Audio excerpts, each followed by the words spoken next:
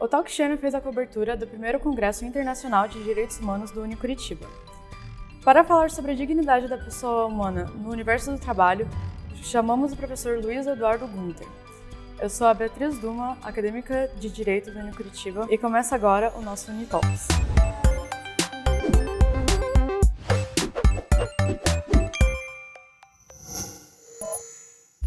Então, professor, como um trabalhador em situação de escravidão pode ser tirado dessa situação pelo Estado e pela sociedade? Normalmente, o trabalhador ele não sabe que ele está em regime de escravidão, né? Ele acha que aquilo é uma coisa de normalidade. Então, há que ter sempre alguém de fora que possa identificar esse regime de trabalho escravo ou análogo à escravidão.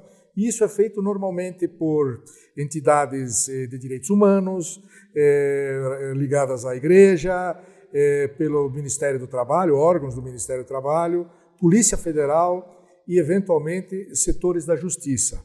Normalmente, é muito difícil a identificação de pessoas trabalhando em regime de escravidão, seja no campo, seja na área das fazendas, ou seja na área das cidades, porque isso é feito normalmente às escondidas.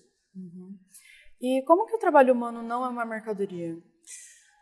Em 1944, a Declaração de Filadélfia da Organização Internacional do Trabalho, ela registrou que o trabalho não é uma mercadoria para distinguir o direito do trabalho da economia.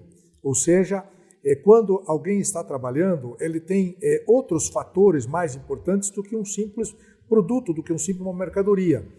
O salário, por exemplo, não está sujeito às leis da oferta e da procura, as férias não estão sujeitas à lei da oferta e da procura, ou seja, o ser humano que trabalha ele tem que ser tratado diferentemente do que é tratado um objeto. Como foi tratado, por exemplo, foram tratados os escravos, né? Os escravos eram considerados como mercadoria. O ser humano que trabalha hoje não pode ser tratado como mercadoria. Uhum. E como podemos saber se uma lei está em desconformidade com o princípio da dignidade humana? É mais difícil essa resposta, porque o princípio da dignidade da pessoa humana ele é bastante extenso, né, do ponto de vista filosófico, do ponto de vista jurídico, mas o centro da ideia é verificar se aquela pessoa cujo questionamento se faz em relação a esse tratamento, se aquela pessoa vive em regime de normalidade, né? Então, por exemplo, se a pessoa está sendo tratada no seu emprego sem documentos, com salários abaixo do normal, ou eventualmente comendo comida estragada, água deteriorada, não há dignidade da pessoa humana. Então, a dignidade da pessoa humana é mais ou menos como deveríamos todos nós vivermos numa situação de normalidade. Uhum. E apenas proibir o trabalho escravo é o suficiente para acabar com essa situação? Não, a pergunta é muito inteligente e me dá a oportunidade de dar uma resposta que creio nos ajudará a entender o fenômeno da escravidão. Não basta proibir, né? A lei, nós temos muitas leis proibindo muitas coisas.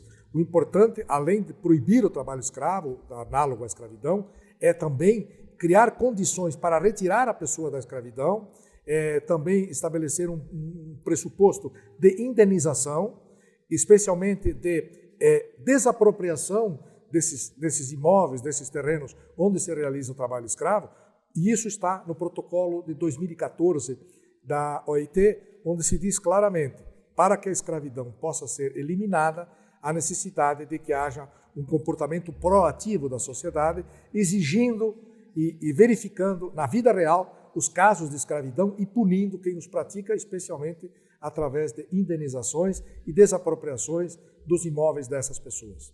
Uhum.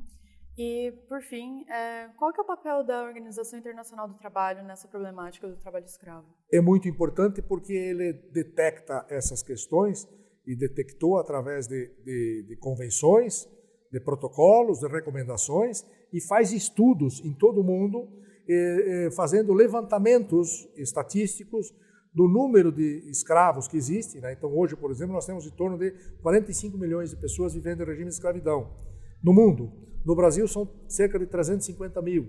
Ou seja, esses levantamentos feitos pela OIT e esses estudos feitos por ela são importantíssimos e também programas de erradicação do trabalho forçado, do trabalho escravo, que são feitos através de monitoramento que a OIT faz nos seus 187 Estados-membros.